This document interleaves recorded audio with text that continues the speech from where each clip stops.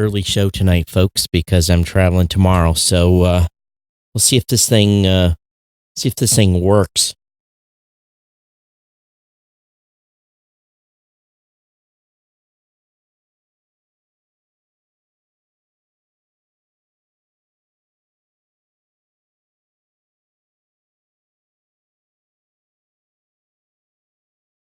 I pushed the right button. I forgot one button. Hang on.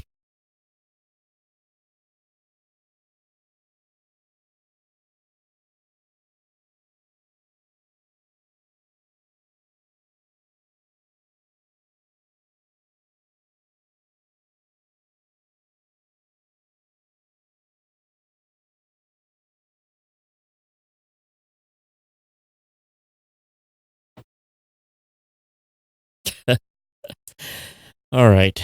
Now we're ready. This is Geek News Central. My name is Todd Cochran, coming to you from the new media production studio designed by Audimute.com in Coldwater, Michigan. The lead stories are AT&T confuses itself, Hurricane Dorian and mobile company response, Feds, well, they've been scolding Tesla, and Twitter disables tweets by SMS. I want to welcome you to episode 1392 of the Geek News Central podcast for Wednesday, September 4th. This show is sponsored in part by GoDaddy.com and listeners just like you. Great deals from GoDaddy can be found at geeknewscentral.com/GoDaddy. You can support this show today at geeknewscentral.com/insider. We are live once again at live.geeknewscentral.com and on Facebook. So hello everyone, welcome to the show. I'm telling you, this is a new dealio here, getting everything dialed back in. But if you're a brand new listener, we're back live to doing the show online, stream live, normally Monday and Thursday night at 8 p.m. Eastern. Special show today at Wednesday, doing it.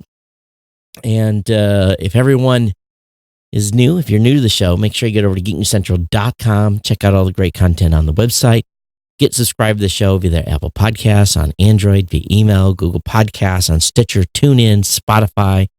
Really, there's multiple ways there to get subscribed to the show.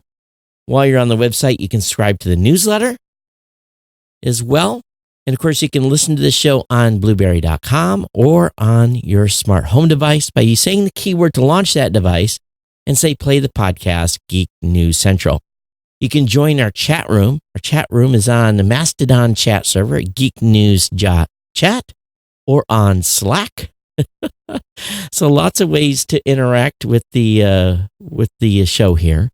And of course, if you want to join the chat room, you can do so at live.geek for tonight's show, live.geeknewscentral.com, or just say hello in Facebook, which many of you already are doing so. It's a little punchy tonight. It's actually late. Had a very, very busy day, and getting the studio dial in has taken a lot more time than what's been expected here. Cameras still aren't the way I want to, but hey, we'll talk about that a little bit later. If you want to reach out to me and contact me, geeknews@gmail.com, geeknews@gmail.com, or on Twitter @geeknews. That's the best way to stay connected to me. Of course, partner shows are all linked at geeknewscentral.com. That's GNC Week in Review by Kirk Corliss, The Gadget Professor by Mr. Don Bain, the Pro Gear site written by my team, The New Media Show over at newmediashow.com, Podcast Legends and Podcast Insider, which is a new one, podcastinsider.com. Of course, this show does have the longest running continuous sponsor of a podcast, and that's our good friends at GoDaddy.com. You too can save big money at GoDaddy. All you got to do, let me put up the right page. All you have to do is go, oh, how come that's not updating? All right, well, sometimes it works. Anyway, go over to geeknewscentral.com/GoDaddy and pick up a domain name. $4.99 is for new or transferred for new customers, 30% off new product purchases. Of course, we got the $1 a month economy hosting for the first year with a free domain, $1 a month managed WordPress hosting for the first year with a free domain. And of course, we got the free trial of GoDaddy Website Builder, your choice of personal, business, or business plus plans. And of course, definitely check out all those codes again at geeknewscentral.com/GoDaddy. I'll tell you what's happening here. And normally, when I'm doing live, like I am right now, when I'm able to bring up a screen, it comes up almost instantly. But I got a little lag for some reason. As I change the page, it isn't updating on the over NDI as fast as it should. So that's something to investigate here. It's all the little bugs to work out being in the new studio and getting everything set the way it should be. But that's part of the deal. This is only the second time live, really. So I think things are fully expected to go sideways. And but over the next month or so, we'll get the thing shook out, get back in the battle rhythm of actually pushing the buttons again, doing the flow of the show. Having as much time off as I did just doing audio only, I was pretty spoiled, to be quite frank with you. So, and it's even little things. Those of you watching the video, where to put the Geek News Central logo now is a problem because there's a different background. I don't have a big clear area to put it, so it has to go down on the bottom right. So what I've done really here in the studio since the last show is really no difference in lights, except I have a fill light that I put up in the corner, as I had some shadows up there. And then everything else is pretty much positioned the same. I've got a monitor now in front of me instead of the laptop, so I got full access to the switcher. The cameras have been adjusted about a dozen times, and I'm still not exactly where I want them to be.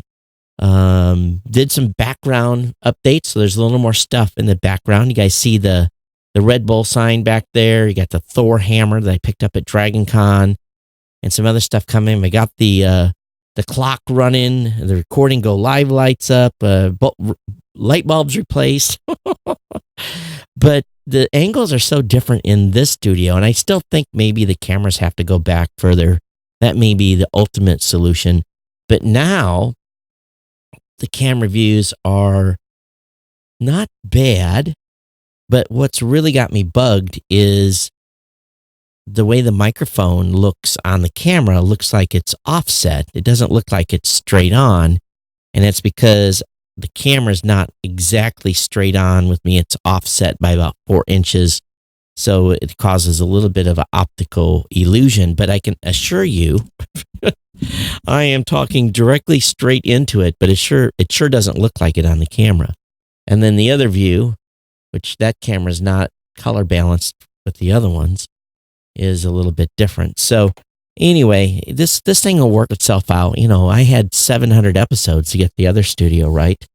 And yes, Tim, I know you're going to miss the sunshine coming through, blinding my eyes. I'm not going to miss that. And of course, everything else is just a work in progress here. But the audio from the studio sounds fantastic, of course, because the Audio Mute panel's in here. And definitely, again, if you want to have your studio or even your room or wherever you're doing your podcast sound conditioned, send me an email. We'll definitely get you connected with that team. So let me catch you up with what's going on. On Thursday of last week, I flew out to Dragon Con. Went down to Atlanta and was down there, oh my gosh, Friday, Saturday, Sunday, and flew back on Monday. And had a really a great time. Was on 4 different panels. The energy in the air was crazy.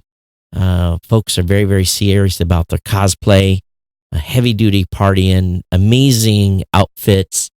One thing that's different about Dragon Con, and maybe it's this way for all of the like Comic Cons and so forth is really the sessions. I'm used to kind of like this real structured pre-meetings, having a discussion about things we're going to talk about.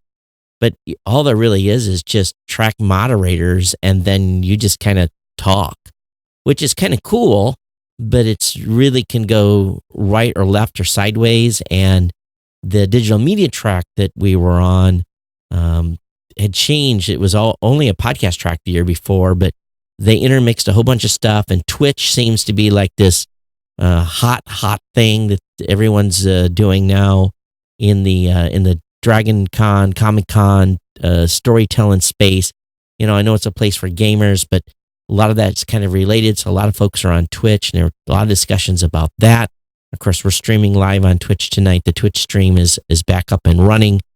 The only one I didn't get working was Mixer. So we're back up on Geek News Central on Facebook, regular page on Facebook, 2 accounts on Twitter. So I think we're 5 or 6 places we're streaming and everything's working. YouTube was complaining a little bit earlier, but that appears to be up and well.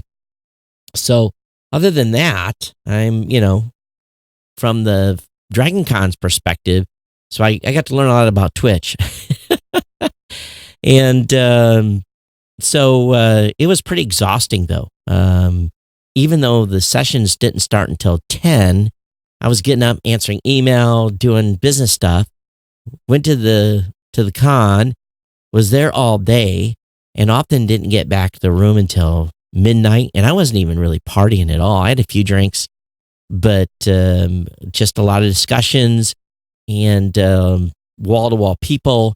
Definitely got to the vendor area, which was interesting in itself. It was basically, this is the first event I've ever went to where you could buy stuff. So I've got some stuff coming for the back of the room that I picked up. Some knickknacks here and there, some props. So you'll see that stuff trickle in here over the next couple of weeks. But other than that, flew back on Monday, came straight to the studio, worked on it. Then Tuesday, Wednesday, today's Wednesday, obviously, worked all day. And then tomorrow morning, I head out for Mid-Atlantic Podcast Conference in Atlantic City. So that's the reason I'm doing a Wednesday show. So we'll get out of here, and then I will be back Sunday about noon. And then Rob Greenlee and I are going to do a new media show on Sunday afternoon from the studio here. It'll be the first new media show back in the studio. And that'll be great to be able to, we'll see what goes sideways there. I've done some Skype tests already with Mike Dell, but I'm sure something will have to be tweaked here or there. But otherwise, I think we're getting close to having everything dialed back in here. Now it's just my schedule. My schedule's crazy through the middle of October, as you would expect. But I'm looking for things to slow down. But when I'm here in Michigan, we'll be doing the show from the studio. And it's been a long time coming. I actually got the green screen dialed into this yesterday as well. Actually, it was at Monday. Anyway, got the camera set up, got the lights in, did some tests. Everything looks good, even though in the green screen room, there is 2 audio mute panels stacked on top of one another, and there's a little seam through it. And I was worried about that seam showing up in the key, and it doesn't. It's perfect. So that was very, very, very happy about that. I got a very strong green screen key. You would think so with what we've done there, and the lights. I've had to keep dialing. I've actually had the lights too bright, so I've had to dial them back quite a little bit. That's been my biggest challenge is basically having too much light on the scenes, and so it just take a little while to get this thing dug through. So appreciate your patience. And we were audio for so long, and now we're back to doing video and audio. To the audio audience says, please, please just let me have audio only again. And I don't blame you. But a lot of fun here, lots of things forthcoming to do. One thing I do want to mention is that I have put together a new page for the new media show on Facebook. And we'll get a new picture for it. That's the old studio. We'll get a new picture for it on Sunday, but we've got a new page on Facebook, facebook.com. the new media show. Someone else created new media show. It's a page that was abandoned many years ago, but so if you are a fan of the new media show, make sure you like that. I sent an invite to some of you out there, but we're going to try to continue. We've got about 8,000 podcasters that listen to that show, so we're going to try to build that community up a little bit on that website. So overall, second show back in the studio. What do you guys think about how's the audio sound? Audio sound good? And matter of fact, Jack sent me an email and said, "Hey, do you even need the compressor?" And I don't think so. So I'm probably going to put it on bypass on the next show. We'll see how that sounds in bypass. It's still in the loop, but I really don't think I need it. It's just absolutely dead silent here. No background, maybe a little air conditioning noise from time to time, but that's it. But overall, I'm just kind of wondering how you guys think it sounds. I haven't done a lot of tweaking, but anyway, dialing her in. That's what it's all about. So, hello, Dan. Hello, Jeff. Hello, Tim. Hello, Stephen. Welcome to the live show ever, Jim. So, as a reminder, too, Mid-Atlantic Podcast Conference this coming weekend, and then I'm going to be in Los Angeles Friday and Saturday of next week for Outlier. So there should be 2 shows next week, Monday and Thursday in the studio. I fly out Friday morning for LA and then come back on Sunday. If you're out in Los Angeles there and you want to go to the Outlier event, it's a podcasting event. Just Google Los Angeles Outlier, and then you can use the promo code Outlier and save 20% on your ticket to that. So I know a few people have said they've bought tickets because I'm going. They're going to join. So looking forward to seeing anyone that's going to be out in Los Angeles. So let's get into the stack. Let's get into the tech. It looks like my little bug earlier about the video staying behind is, at least for now, fixed itself. But in the news, AT&T is confusing itself on its 2 online TV offerings. AT&T themselves forgot that AT&T TV and AT&T TV Now are different services. Why would you name something so close? Of course, I've been accused of having some brand issues before too, but this baffling decision to offer 2 separate streaming TV services with nearly identical names and deliver those 2 through one app definitely probably was a problem. AT&T eliminated its DirecTV Now brand and renamed that service to AT&T TV Now.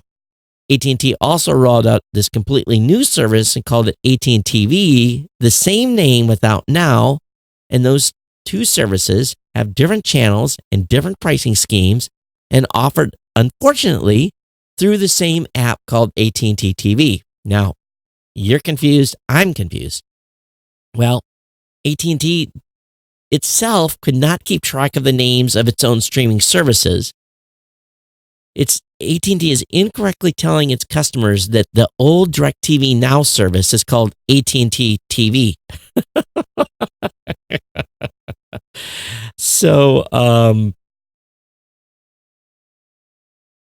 this is kind of crazy. It goes beyond the mobile app too. Most tech support for AT&T TV Now is labeled AT&T TV. So when you try to contact AT&T TV, now you need to use the contact information for AT&T TV. This has resulted in many folks confused about how to contact AT&T TV Now. I feel a name change coming. If you're confused, I am too. Best thing is just don't get AT&T service. That's the solution. I haven't even checked on what's going on with the hurricane. I know that it's moving its way up the coast. I haven't looked at the weather in 24 hours. I know people are being impacted. I think it's mostly offshore at this point. If someone can tell me in chat, be honest with you, I don't know. But it's just, I've been head down and not looking at the news at all. But U.S. carriers are helping to offset any outages because they've rolled out their response teams. So AT&T has teams in Florida, Georgia, North Carolina, South Carolina, and also Virginia, including staging of mobile sites, including some drone-mounted cell sites as well. And AT&T has announced it's waiving fees for going on data for customers in the storm's path. Verizon has prepped what they call their wireless emergency communication centers. And these are tactical command trailers and response trailers in advance. And Verizon is also giving customers in the path of Dorian an unlimited service this week and also unlimited calls and text to the Bahamas for families trying to keep in touch. Boy, they got hammered. I remember going back to Typhoon Omar when I was living in Guam, and Typhoon Omar was simply devastating. It did a direct path over the top of Guam, but it just crawled, and we had like 30 hours of just getting beat. And it was a super typhoon, Cat 5, and same with this storm that went over Bahamas, Cat 5, and they got hammered longer. Now, I was without power for 36 days after Typhoon Omar.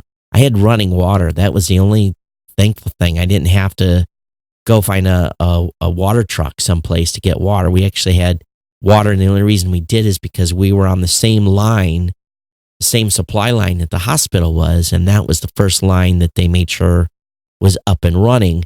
So I had water the entire time, but you can, as long as you got water and briquettes for barbecue, and you can go a long time without electricity. But with Bahamas gotten hammered the way it has, they're going to have a long haul to recover. So, but moving on, T-Mobile is standing by with generators and network recovery equipment and community response trucks.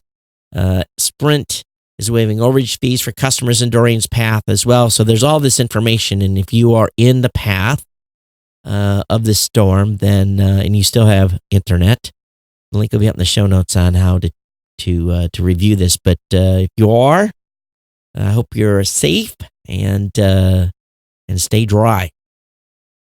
The feds are scolding Tesla for slow response on driver monitoring. In 2017, the NTSB called steering wheel torque a poor surrogate for driver attention. And what I have found with my Ford Edge, it has lane centering feature, and when it's on a good marked road, it's pretty remarkable. It really, really is. And with adaptive cruise control, I basically have went about 100 miles with just barely touching the steering wheel.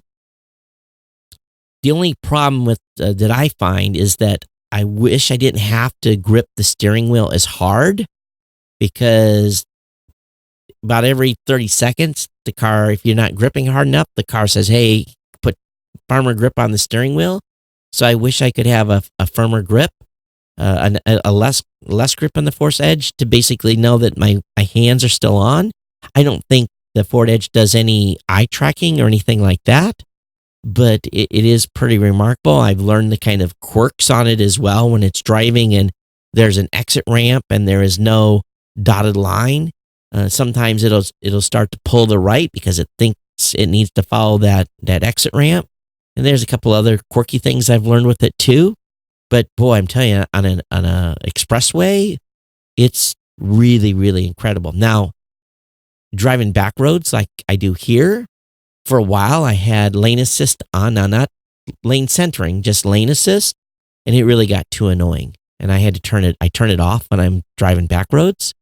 But anytime I get on city, put all those automated systems online, and it's good. But the NTSB, who published a preliminary report Tuesday about the January 2018 crash in Culver City, California, about a vehicle that hit a fire truck at 30 miles per hour. They basically said that the system had warned the driver a couple of times to putting his hand on the steering wheel, but yet the driver, even though he had the warnings and he responded to those, the driver admitted he never saw the fire truck. He wasn't looking down. So the NTSB is really pushing towards the function where it's actually looking, they've got a camera watching your eyes to making sure that you're actually looking down the road while at the same time having your hand on the steering wheel.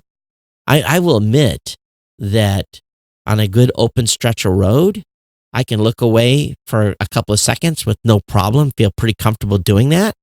On lane centering, it's not something that you want to get used to or abuse, and I don't feel that I could actually do a text, and I don't think I could type a text, but it sounds to me like that there's a lot of more eye off the road type of activity going on in Teslas. And my car doesn't even have what they really would consider to be an autopilot. That's not the case at all. But it's just this lane centering technology is pretty awesome. Now, when I'm I think I've already talked about this, when I'm in the passing lane on the highway, it has a tendency to hug a little bit to the right, a little closer to the center lane than I'm used to. But I think it's because it's used to normally being in the right-hand lane and it pulls itself over from the center lane a little bit further. So it doesn't know it's in the other lane. So it doesn't push itself to the left a little bit. So sometimes I kind of have to fight it a little bit when I'm going by a semi. So I guess it keeps you aware of what's going on.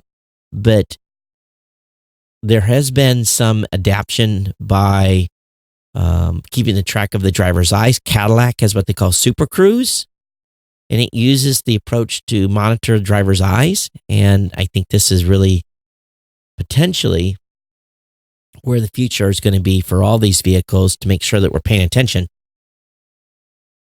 Someday, we're going to get into a situation where these cars are going to get smart enough where that's not going to be such a big deal, but we're going to have a 10 or 15 year transition to get there until the vehicles get really, really good. Mike says in the chat, he says, I like the tech. I don't like that people eventually get used to not looking at the road. Seems just not the best activity when controlling a 4,000-pound projectile. I agree. Like I said, I'm not comfortable with it yet. I am comfortable if there's no traffic, if there's traffic, forget it. Even with adaptive cruise, there are times when people are braking ahead of me that I'm on the brake because I just don't trust adaptive cruise to slow me down, even though it gets right on it. And one thing I've noticed too about adaptive cruise, if you don't leave yourself enough space for the vehicle that just passed you to move into the left-hand lane, the vehicle will try to slow down because the spacing is too close. That it can, especially if you got someone coming and you're trying to sneak in, that is a little bit of an issue. To me, it's caught me once. I was like, whoa, because I know the car behind me had to brake. Because my car immediately tried to get that spacing right, and in my opinion, it over responded. So it's just one of those things. It's when you're trying to do a lane change like that, turn cruise off and make your move if you're trying to jump in. And that's what I've been paying attention to. But yeah, Mike, I think you're right. I think on the tech, we're going to have to see where it goes over time. I think at some point we're going to be able to sleep. But I think we're many, many, many, many years away from that. Twitter's disabled tweeting via SMS after its CEO got hacked. So they've temporarily turned off the ability to tweet via text just days after the feature was misused by hackers to tweet a racial slur, bomb threat, and other crude messages from the account of Twitter CEO Jack Dorsey. So I didn't even know you could, I don't even remember that. So apparently you could, allowing you to text a number such as 40404 and have that message posted to your account. I really didn't know that was possible, but what it is was no authentication, and they hacked his caller ID. I had a call come in today that was from Hawaii. I thought that it was somebody that I knew, and then when I answered it, it was a robocaller. So they're getting smarter on these, on the ability to trick you into answering your phone, and also in this case sending out an SMS tweet. NASA's Kennedy Space Center in Florida got the all clear as Hurricane Dorian moved on. So what else is there? I guess that's all they said.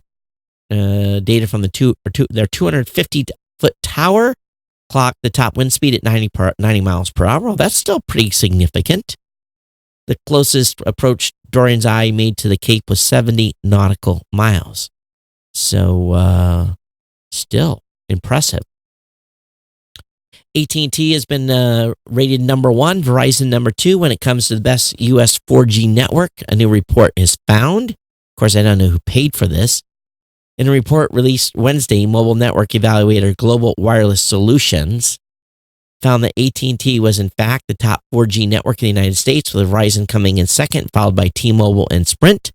The new nationwide survey tested the national carriers in 501 markets and in all 50 states, as well as Puerto Rico and the U.S. Virgin Islands.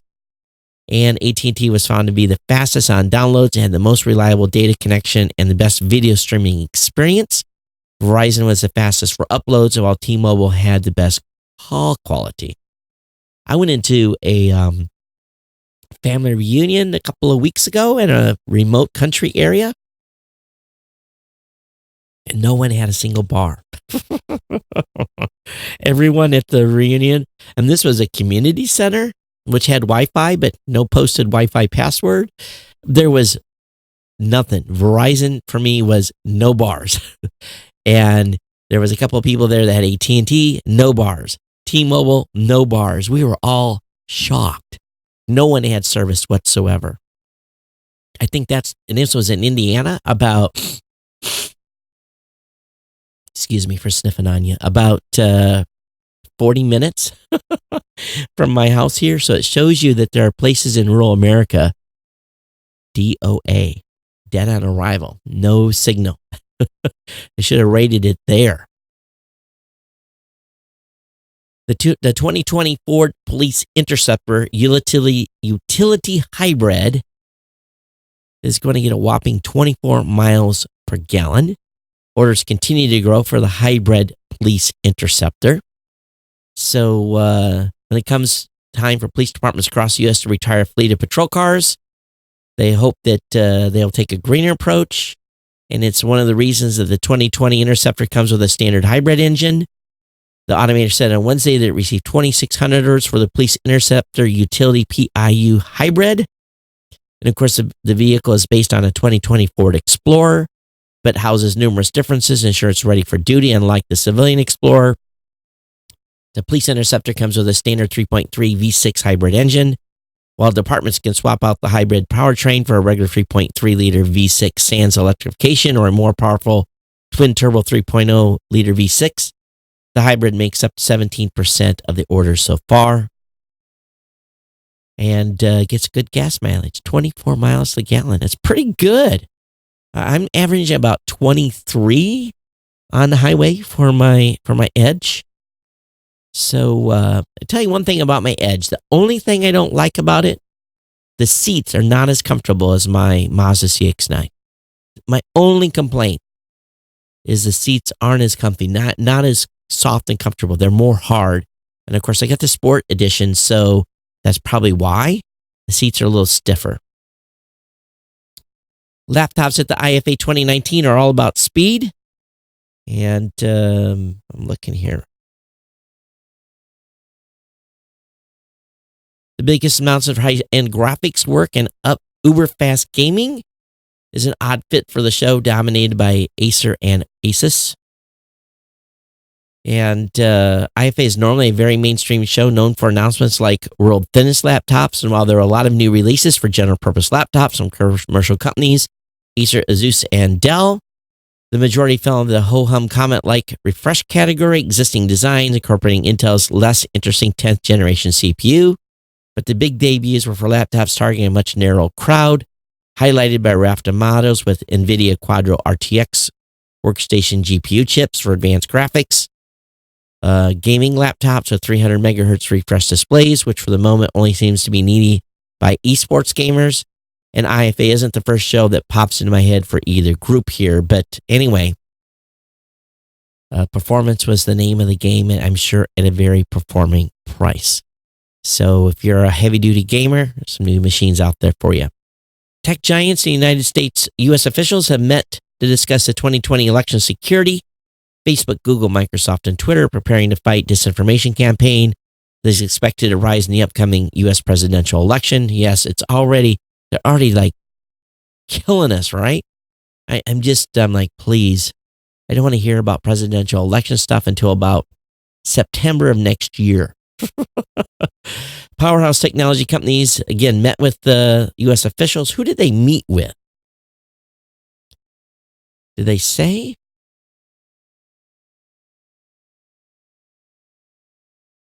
Said Department of Homeland Security has been coordinating with state election officials on securing voting machines while warning that disinformation campaigns are a major cause for concern.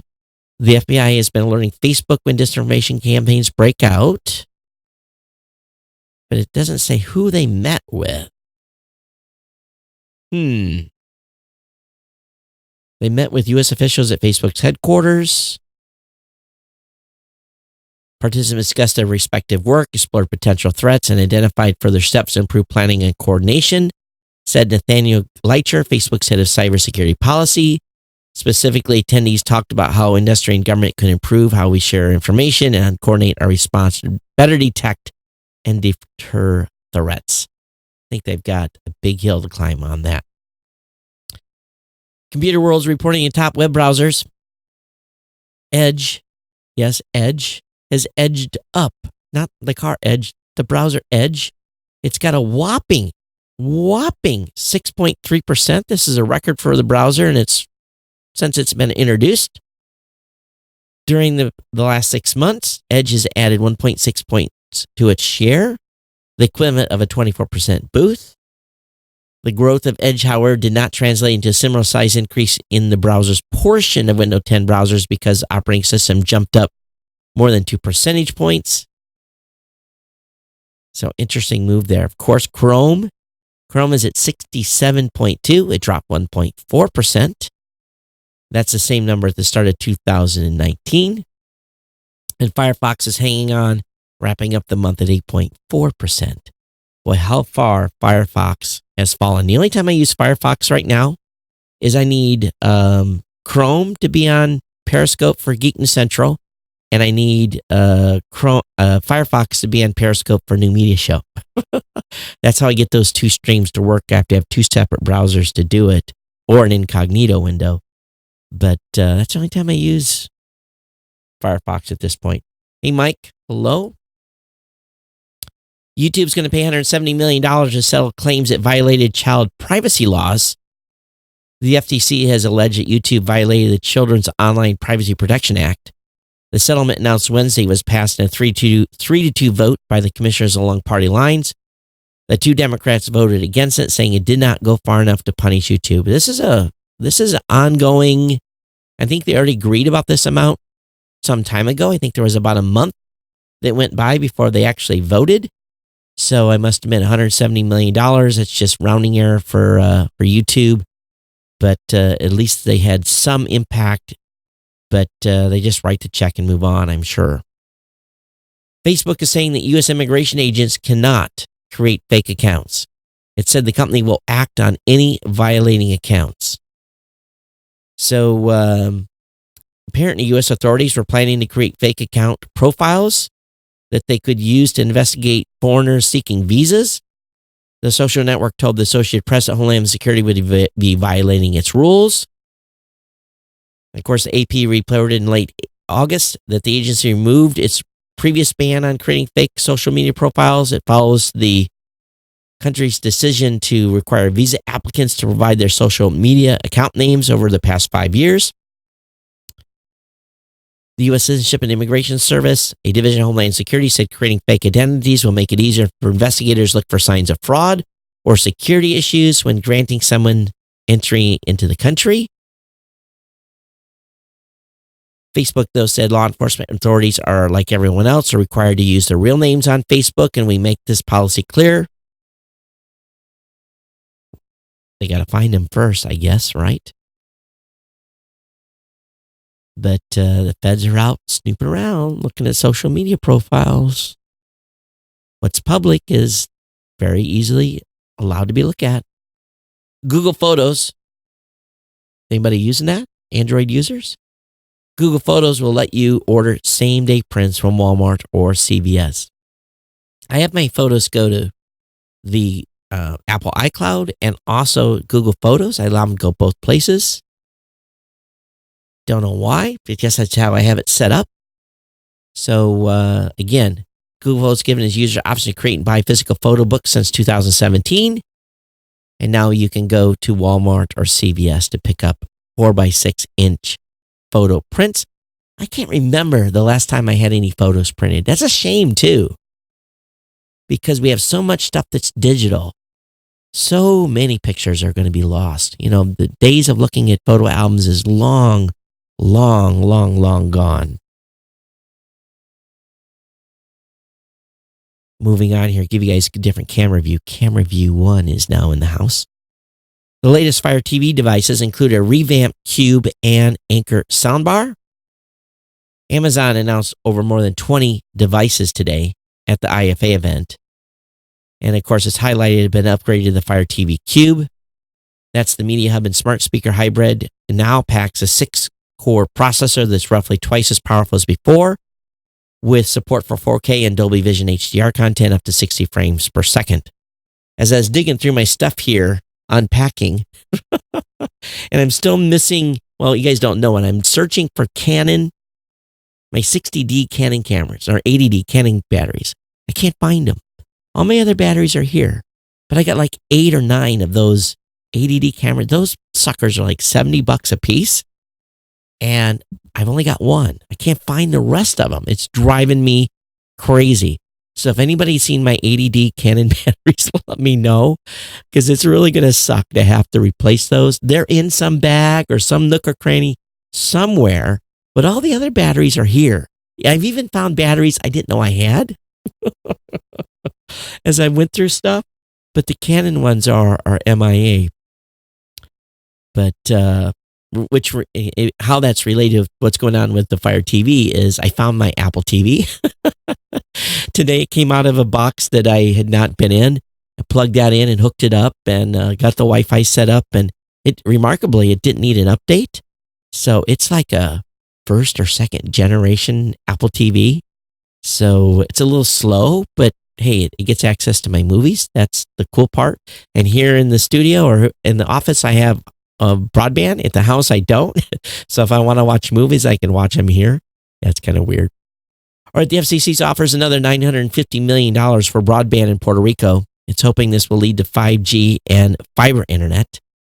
And so in the wakes of Hurricanes Irma and Maria, Chairman Ajit Pai has circulated a draft order that would offer another $950 million to storm harden to improve and expand broadband in Puerto Rico and the U.S. Virgin Islands.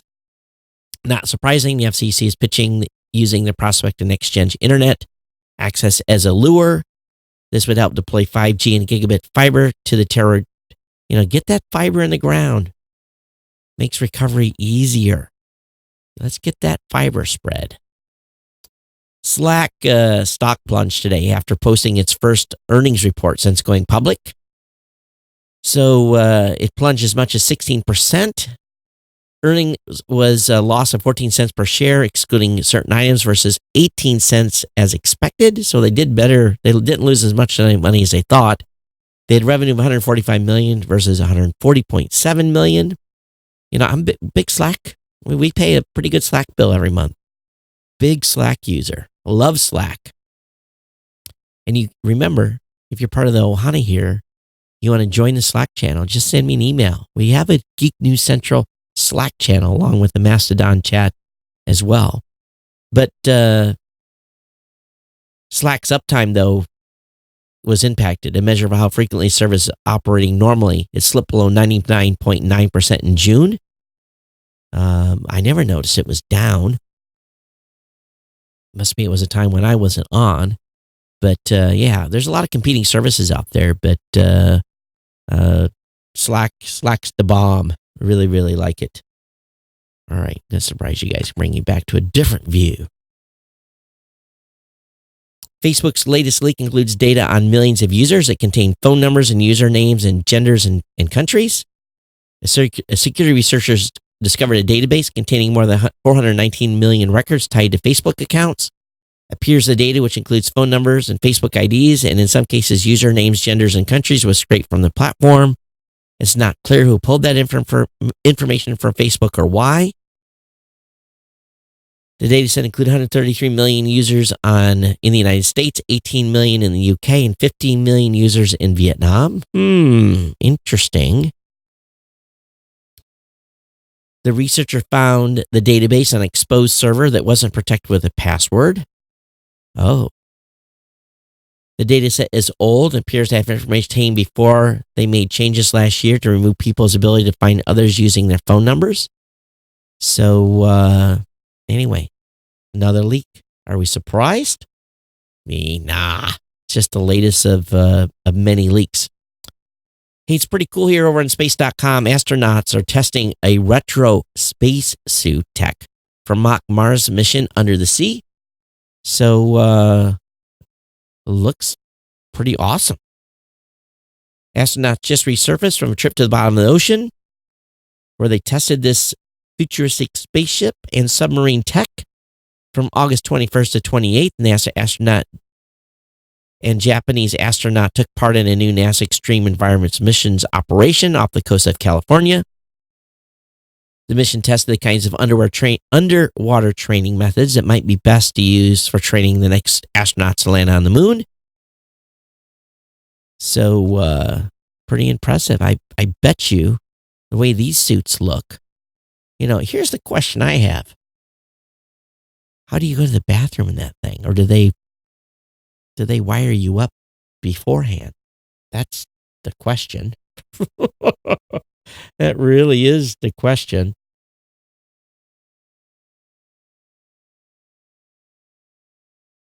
Apple's lower-cost iPhone SE will reportedly be resurrected in 2020. The company hopes to take away mid-range sales from Huawei and Samsung. I'm going to tell you, Samsung's got some pretty impressive phones right now. The new model is said to be similar to the 4.7-inch iPhone 8 released in 2017. When it launches next year, it will feature an LCD display and most of the same components as this year's flagship iPhones. Probably around $299 might be the price. I think this is a good rumor. We'll see where that leads. We talked about Firefox a little bit earlier. It's a good article over on Geek News Central talking about Firefox. Mozilla announced that Firefox 69 on desktop and Android will, by default, empower all users by blocking third-party tracking cookies and crypto miners.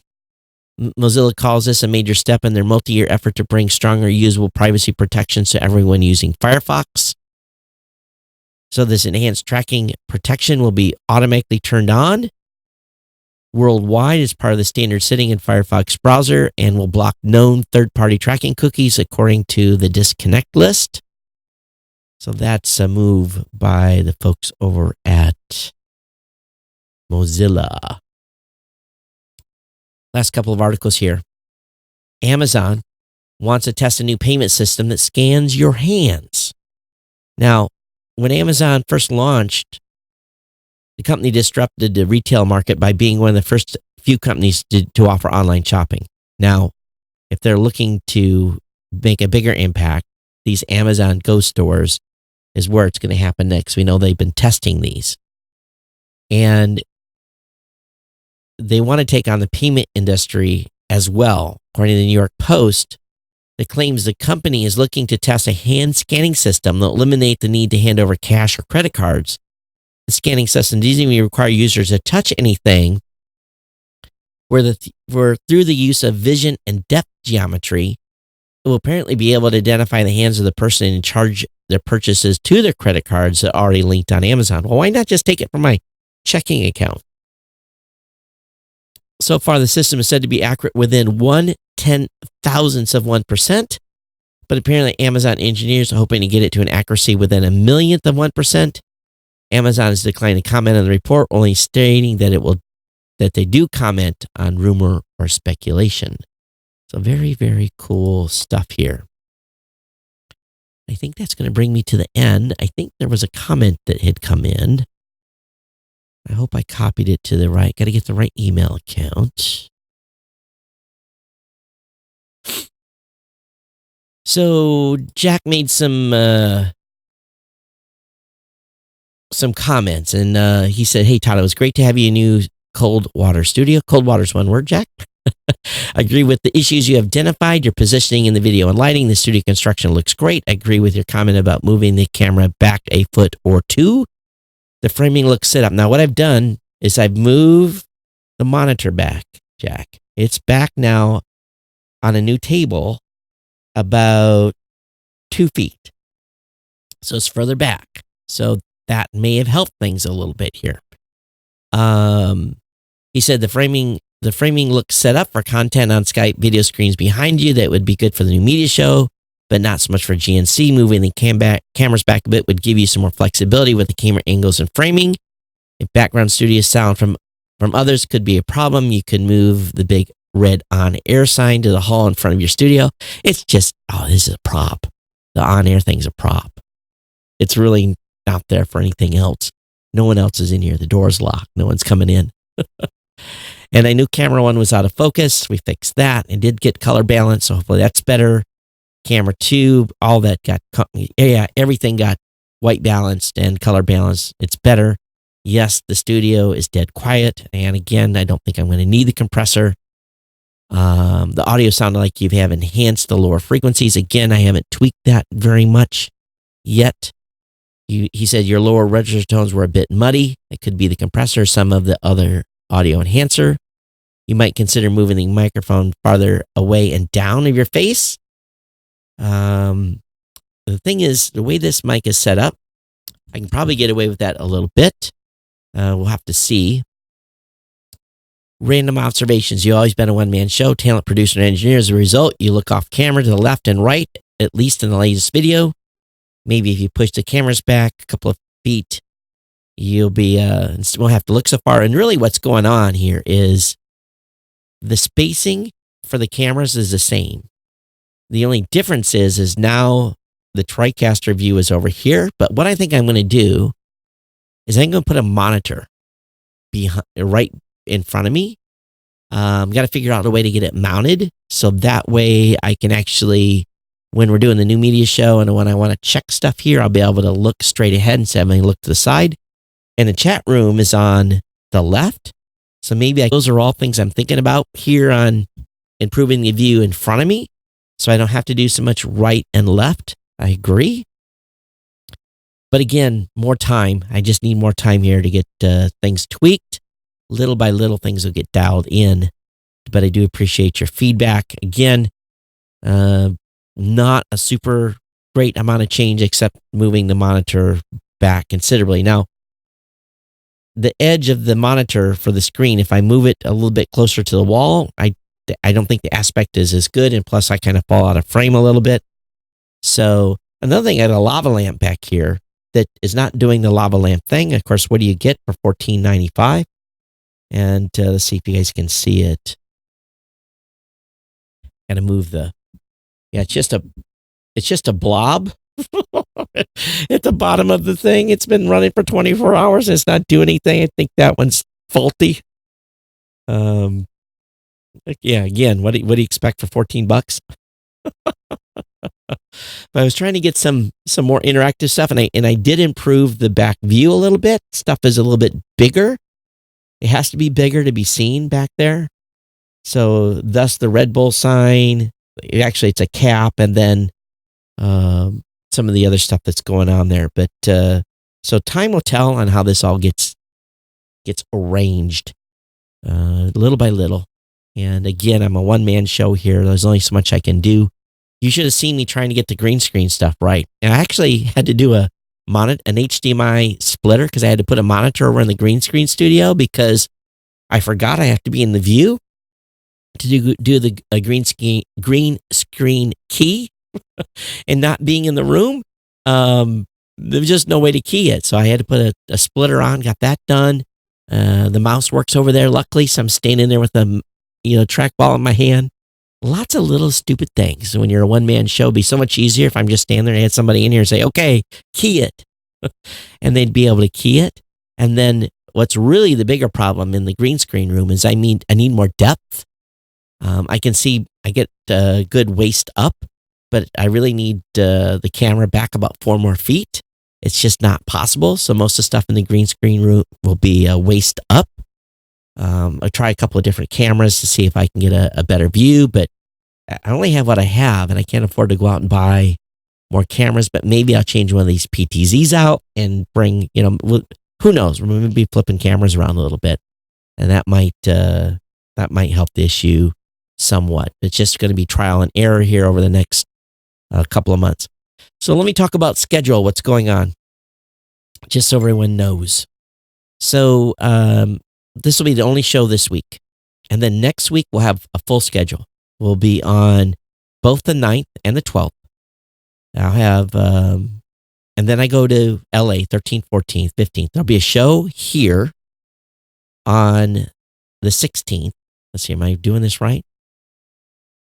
There will be a show here on the 16th and not on the 19th. The 19th, I'll be back down in Columbus. And then there'll be 2 shows in Columbus. 19th and the 23rd, I'll be in Columbus. Then I'll be back here on the 26th for a show on the 26th. Here for 27, 28, 29, 30, and October 1. Those are all dates for the basically the International Podcast Day. I'm doing the Podcast Awards. We're doing a new media show. Doing a couple of sessions. So lots of activity happening at the very end of the month. And then on October 1, then things are my schedule's kind of way up in the air. Don't know exactly what's going on. I would expect more time down in Columbus, not in the studio here, probably for a week or 2. We'll see where that goes. But really, things aren't going to calm down until a steady, regular schedule here, probably to the middle of October. But that's what's going on. But hey, this is life. This is what we're doing. At least we are up and running, and we're alive and well. The studio is kicking. But thanks everybody for being here. Thanks for being part of the Ohana. Thanks for being patient. And let me find my battle rhythm again here in the studio. It's quite late. I have to leave for the airport rather early. So I'm going to get off in here and get this show published. Thanks for being part of the family, being part of the Ohana. Again, your comments are most welcome. And we'll see you next time here on the Geek News Central podcast. And if I can do this right, let's see if I can actually bring the right graphic in. Wrong mouse. Let's see if we do this right. Take care, everyone. Bye-bye.